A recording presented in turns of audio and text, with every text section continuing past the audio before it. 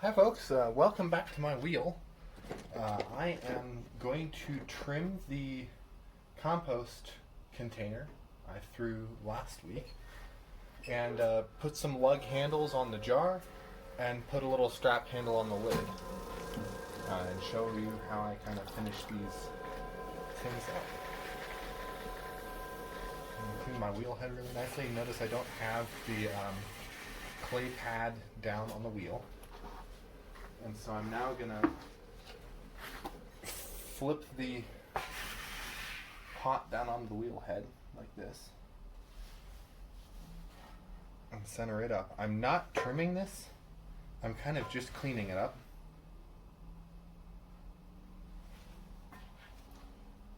I'm still going to try to get it reasonably centered,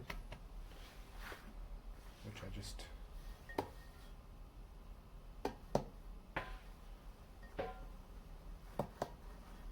There you go, that's good enough. Yeah, so I'm not going to touch that surface with the wiggle wire, but I am going to just kind of trim off this, or clean up this bevel here on the edge like that. Give this a little bit of a chamfer there, so that it's not sharp when it sits on the table, so you don't scrape anything. And then I put my little stamp, or my stamps, plural, here within the little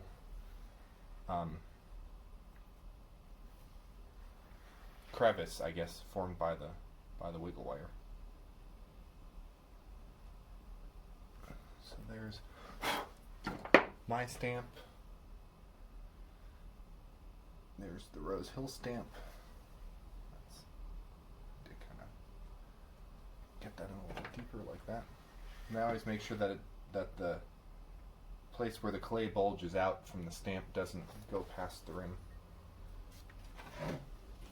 So that's, until we put handles on this, that's pretty much all that needs to happen with that. Don't set your pots down on a bunch of crumbs. Alright. So I'm going to just test fit the lid before we start trimming the lid so that I know if I need to... That's pretty much perfect. I'm not going to change that dimension at all.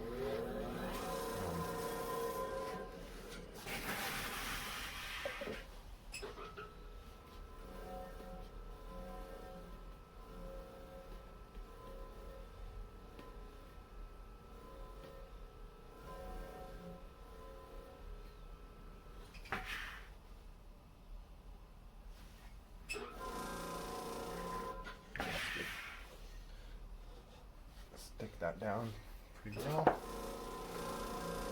And so now, that was that chamfer that I formed when I threw it. So I'm going to try to give this just a little bit of a crown. I left a little bit of extra material there so that I could... Ooh, yeah, don't let it get away from me like that.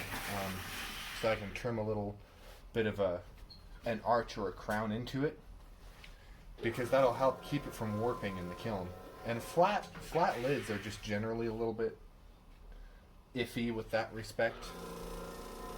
They tend to really want to warp, to sag in the kiln. Well, I guess maybe this one here.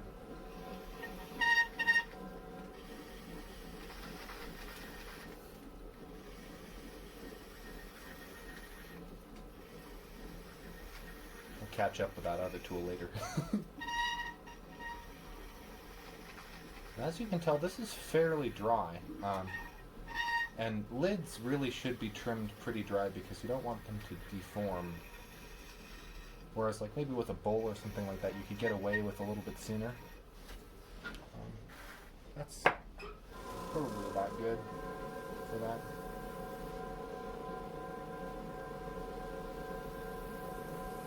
When you're sponging, only go once or twice, because you don't want to expose too much of the grog in the clay, because that'll just leave you with a gritty surface.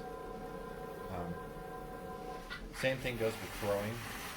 If you're throwing with a sponge, use a really fine sponge so that you don't wash away all of the fine material and just leave the grog behind, because you'll get a really sandy surface on your pots. inside of this a little bit here, because it's just not the most beautiful surface quality there.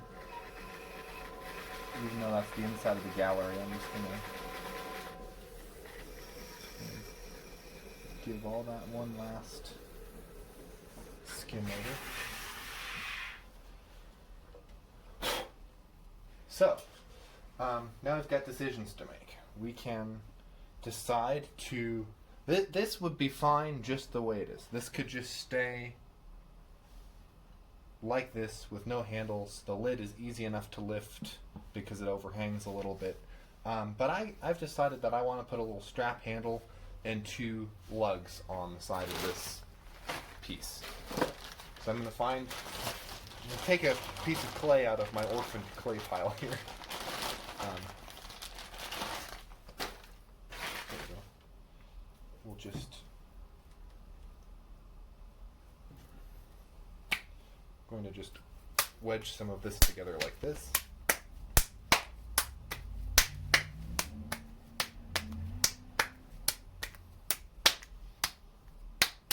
And I'm not sure if you could see that, but the motion for that, I'm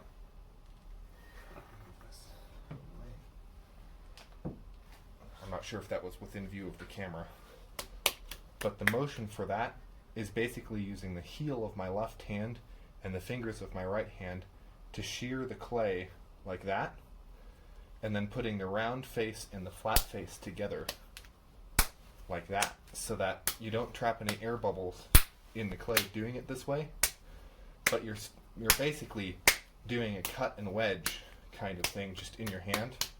I use that trick a lot to prepare smaller pieces of clay. I think it's efficient.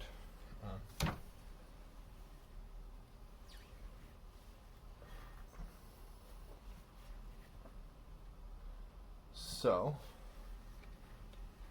I'm going to pull myself a handle here. I'll get this out of the way again. I'll just bring my water bowl onto the wheel here. I'm going to move my camera up just slightly so you can see what I'm doing. All right. So I'm going to make a kind of like a potato shape, I guess. And I'm going to start pulling at the narrower end, if you have one of those, and just make a round coil. So I'm alternating the position of my hand. I'm not just staying in the same spot. If I alternate the position of my hands, I get a rounder coil. If you want to go flat, you can use the space in between your thumb and your index finger to make that coil or this handle flat. But I don't really want that. So now that I've got the length, I'm just going to go a little bit oval with it. Like that. Get myself a bat here. And I'm just going to shear this off onto the bat. Well, that fits perfectly. I'm just going to find a little clean section here and just pull that off right there. And I'm going to make another handle that's a little bit thicker that I'm going to divide in 2.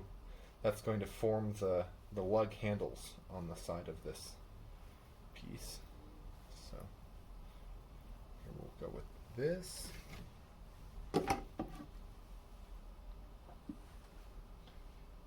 I'm going to cut this off about there. I probably won't need quite that much of it. All right. Put the water bucket back here. Bring our friend the compost jar back onto the wheel. Alright, so handle attachment time.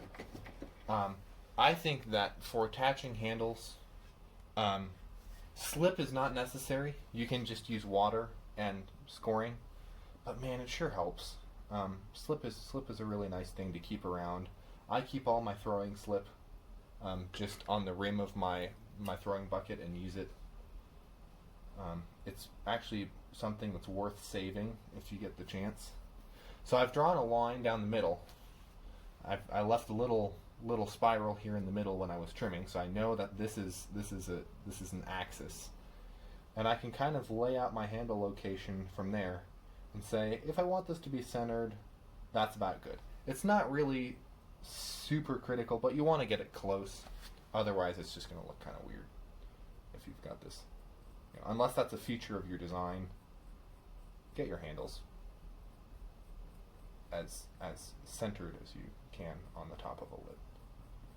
Alright, so all of my slip is dried up overnight, so I'm going to pull some out of the bottom of the bucket here,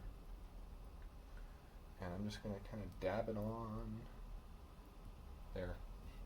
That's not too much, actually, believe it or not. That's plenty.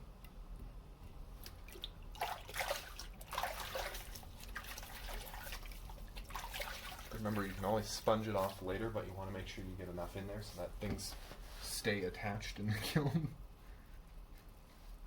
So, I like to take my handles and just tap the end of it a little bit. I'd usually let this dry for a little bit longer before I attached it, but we're just going to go straight for it. And I'm actually going to do mine this way. So I'm going to smooth it on like so. Get it to the point where you really feel like it's on there, like you could almost lift the lid by pulling on it. And then I'm going to bend it over like this.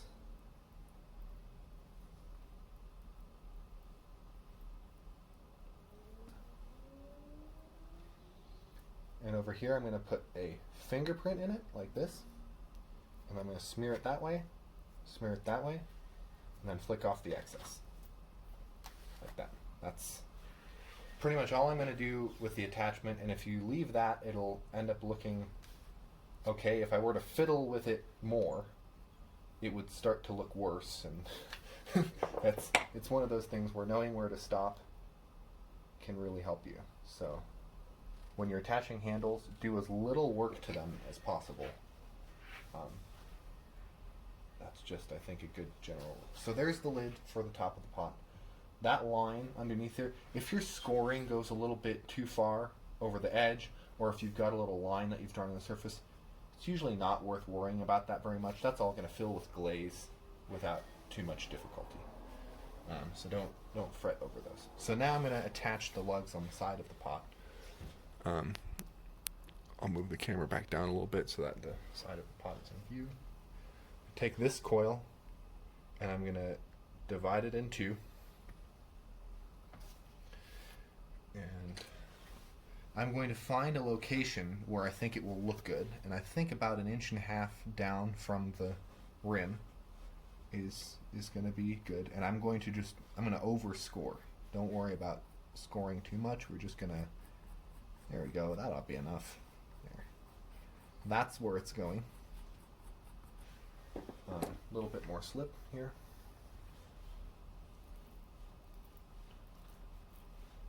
Like that. Now, take this handle piece that we made earlier. It's still tacky from pulling, so I'm not going to add any slip to it. It doesn't need it. It's still quite sticky and wet. It's already got slip on it. So I'm going to just put that there like that. And so there are some applications where just sticking a piece of clay on like that, once it's glazed, would be fine. I'm going to smooth mine out a little bit, so I'm just going to kind of smooth this curve out here and get it to join into the pot at the top there, like that.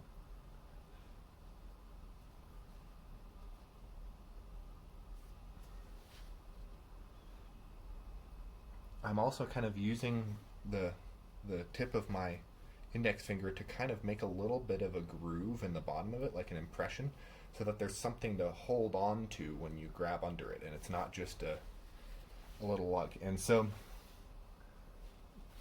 these ends, I'm just going to fishtail in, much like the lid.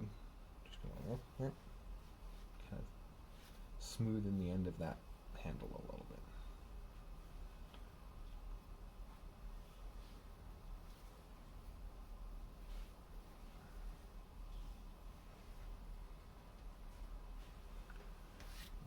with it a little bit. Kind of get all the little sticky lines and stuff like that off of it. Alright, so now I have to match this up. I'll take the lid off for this.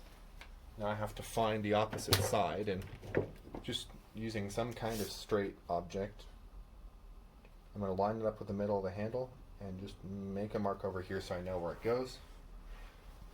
And that's where we're going to put it. They're rarely ever going to be perfect. That's kind of the hardest part of handling things, is getting the handle to be directly 180 degrees apart. But nobody's going to pick the pot up and say, no, that's 175 degrees from the other handle. I reject this. Probably not likely, so get it close, it'll be fine. So, a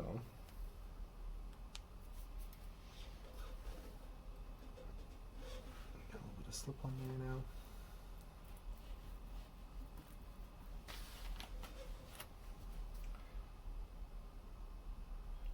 I'm trying to make sure that my diameter is consistent across the handle, because if it's not, I mean, it's a minor detail, but if it's not, then it will stick out further on one side than it will on the other. Just going to double check here, like so. Just lightly press that on, like so. It's a little bit longer than the other one, but when I smooth it in, I'll shorten it.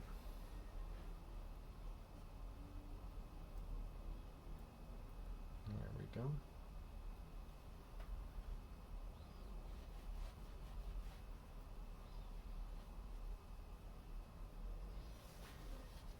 So this end like that.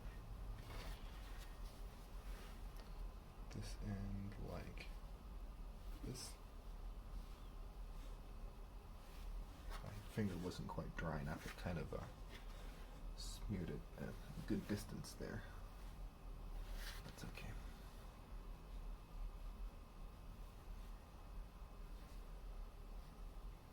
You won't really see that once it's glazed.